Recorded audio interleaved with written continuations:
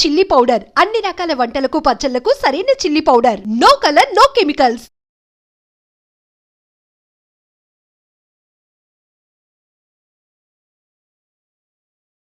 Welcome to iDream relationship lab. నేను ఉదయశ్రీ.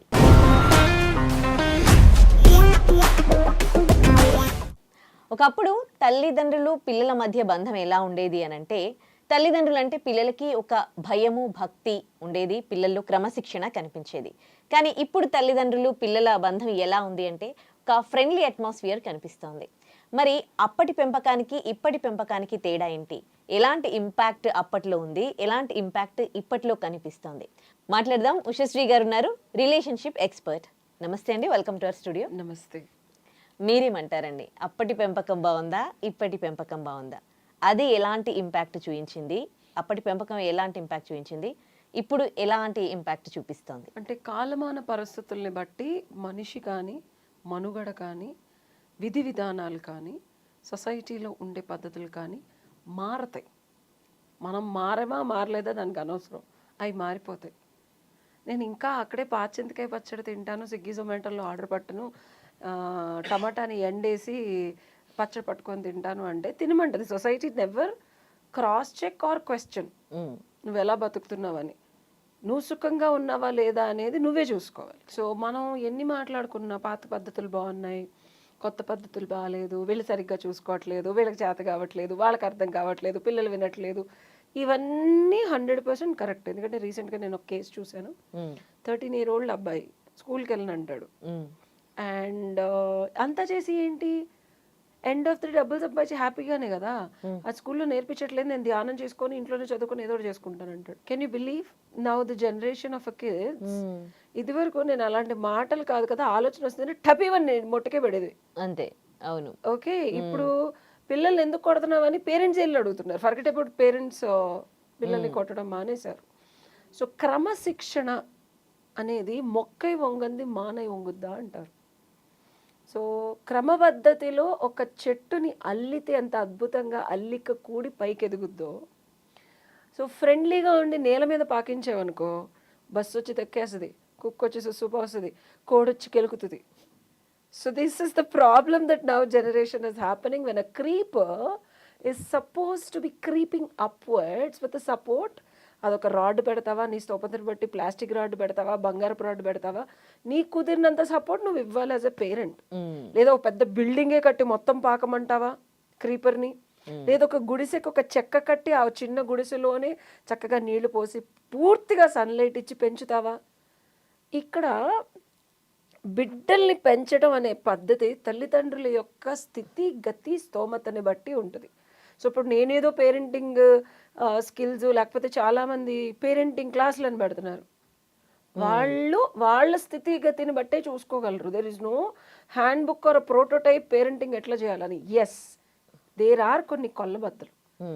ఎలా ఒక మొక్కని బీజస్థితి నుంచి భూమిలో సారం ఉండాలి, పిల్లాడిలో ఒక విఘ్నత, ఒక జ్ఞానము, ఒక క్రమశిక్షణ, పెద్దలంటే గౌరవం, ఇలా కొన్ని land mark standard of characteristics ఉన్నాయి. అది నువ్వు కోటాను కోట్ల విలువ చేసి ఇంట్లో పుట్టిన పిల్లాడికైనా, అష్టదరిద్రం అనుభవించి పూటకి గతి లేని పిల్లాడికైనా సేమే, ఎవరికైనా సేమే వర్తిస్తాయి.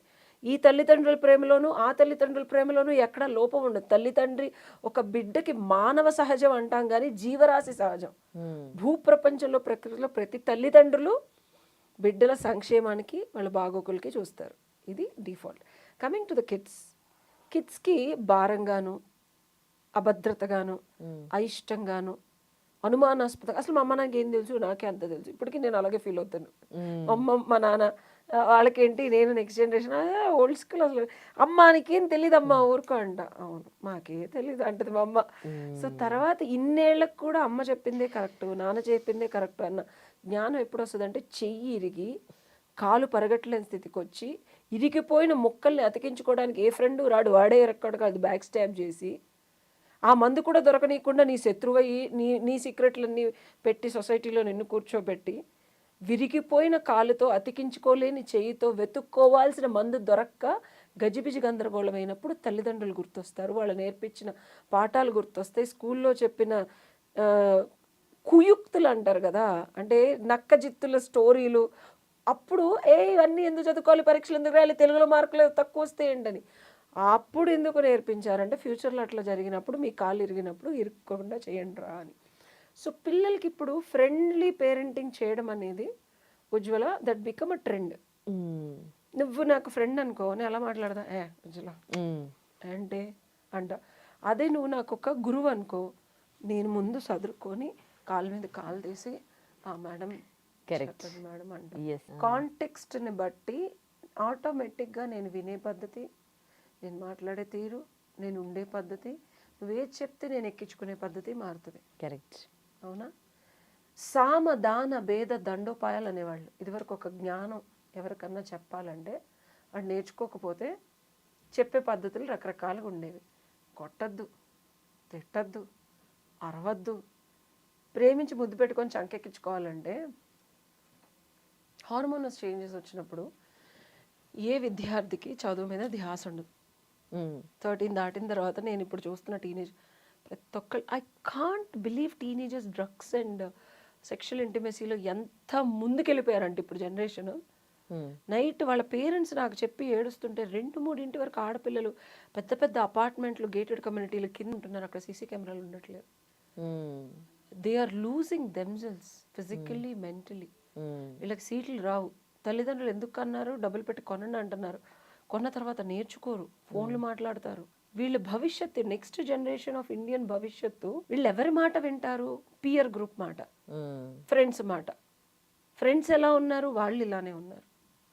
తల్లిదండ్రులు చెప్తున్నారు వాళ్ళే కింద పడి నేర్చుకుంటారండి. నేను ఒక గ్రూప్ ఆఫ్ పేరెంట్స్, ఒక ఆవిడ నన్ను ఈ పిల్లాడి వాళ్ళ మదర్ అంటే, సరే పేరెంట్స్ని గ్రూప్ చేయండి నేను మాట్లాడతానంటే, అవసరం లేదండి మా పిల్లలకి అండి నేర్చుకుంటారు వాళ్ళే కింద పడి అంటున్నారు.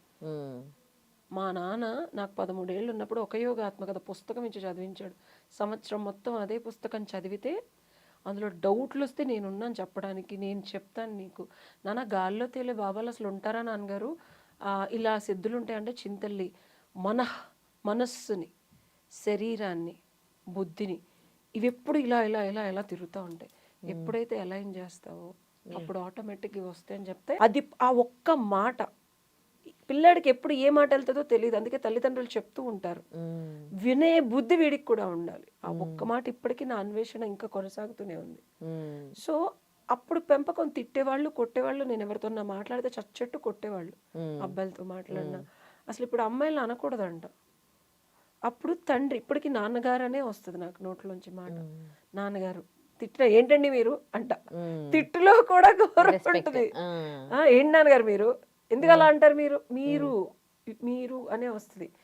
ఆయన చింతల్లి, ఆ వాత్సల్యం ఉంటుంది. తల్లిదండ్రులు ఎప్పుడైతే పేరెంటింగ్ ని next level of updation, next level of friendship లోకి తీసుకున్నారో, ఫ్రెండ్ గా మా నాన్న నాకు ఏదైనా చెప్పారనుకో, నా 13 ఏళ్ళకి చెప్పోలే పక్కన ఆడుకో అంట.